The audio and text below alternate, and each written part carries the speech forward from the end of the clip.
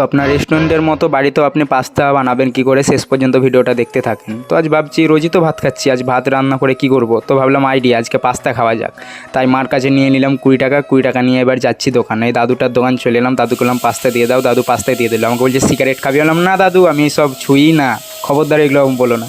তারপর বাড়ি চলে এলাম, বাড়ি এসে গ্যাসটাকে ধরালাম, তার মধ্যে জল দিয়ে দিলাম গরম করতে, তারপর পাস্তাটা ঢেলে দিলাম। তারপরে আমি পেঁয়াজগুলোকে কাটতে লাগলাম, লঙ্কা কাটা হয়ে গেল, তারপর টমেটো কাটা হয়ে গেল আমার। তারপর আমি সরষের তেলে পেঁয়াজ দিয়ে দিলাম, পেঁয়াজ দেওয়ার পর টমেটো দিয়ে দিলাম কয়েকটা, তারপরে লঙ্কা দিয়ে দিলাম 10-12টা মতো কুচি কুচি। তারপরে এটাকে হলুদ নেওন সব মিক্স করে দিলাম, তারপর লাড়তে লেগে গেলাম এটাকে ভালো করে। তারপর পাস্তা দিয়ে দিলাম, দেওয়ার পর আমি এখানে মশলাটাকে দিলাম, দেওয়ার পর আমি জল দিয়ে ঢেকে দিলাম। তারপরে আমাদের ফাইনালি পাস্তা রেডি হয়ে গেল, দেশি স্টাইলে পাস্তা। তো মা সবকে ভাগ করে দিয়ে দিল, আমার ভাইপো ভাইজি সবাই খাচ্ছে। তারপর আমিও খেতে লাগলাম। তো খাওয়া যাক কেমন খেতে দেশি স্টাইলে পাস্তা। তো খেতে যা মজা লাগলো না বন্ধুরা। ব্লগটা এই পর্যন্ত ছিল বন্ধুরা। আর বলছি বন্ধুরা, চ্যানেলটা সাবস্ক্রাইব করে